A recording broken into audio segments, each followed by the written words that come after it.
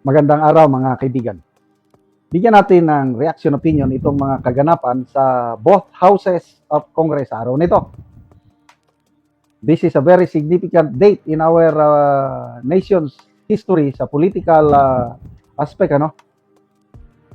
May 11, 2026. Nagbotohan sa Kamara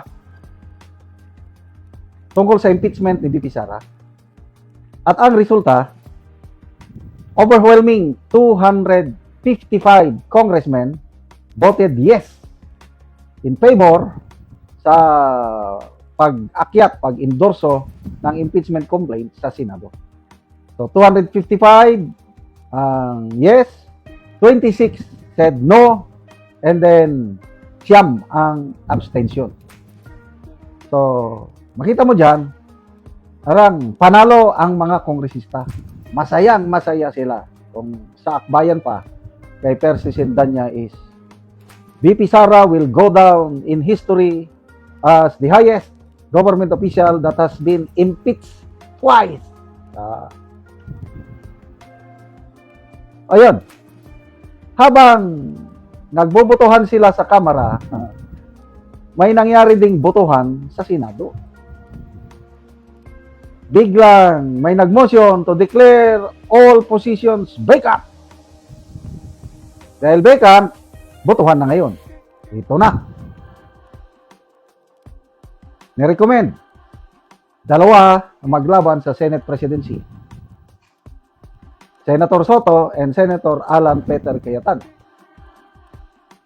At ang resulta ng botohan, nanalo si Senator Alan Peter Cayetano with 13 votes, natalo si Soto with only 9 votes, and then dalawa ang abstention. So, ito ngayon, yung tagumpay ng mga kongresista, yung 255. Yehey! Panalo tayo! Ano ngayon ang kabuluhan ng pag-impeach kay VP Sara sa Kamara with this change of leadership sa Senado? Kasi kung walang change of leadership sa Senado, kung yung dati pa rin, Soto pa rin, Lacson pa rin, medyo may pag-asa sila. Kasi nga, kilala naman na itong sina Soto, Lacson, mga anti-Duterte ito.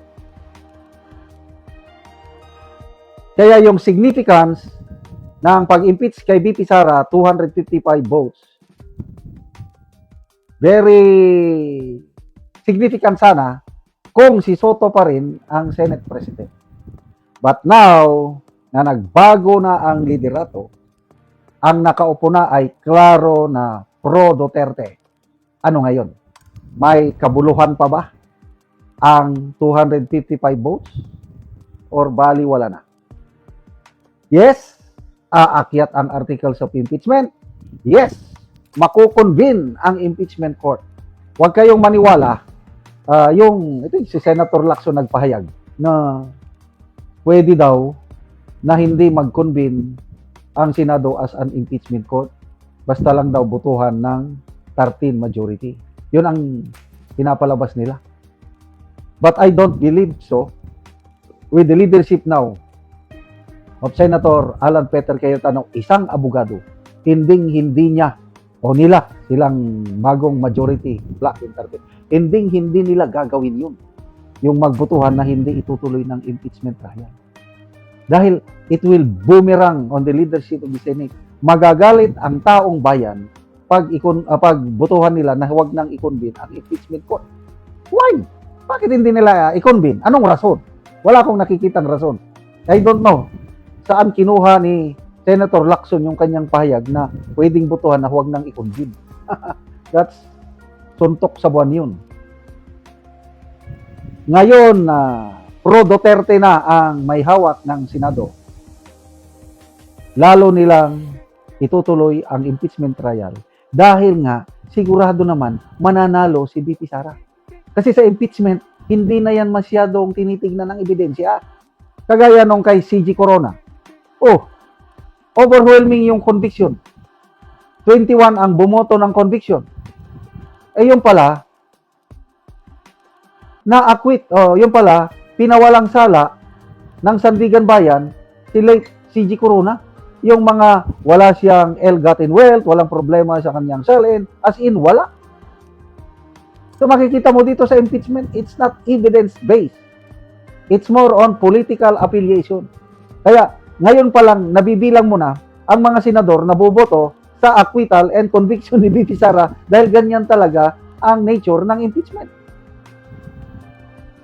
So, sa setup na ngayon ng Senado, yung 13 na bagong majority, sigurado na yon boboto sa acquittal ni BP Sara.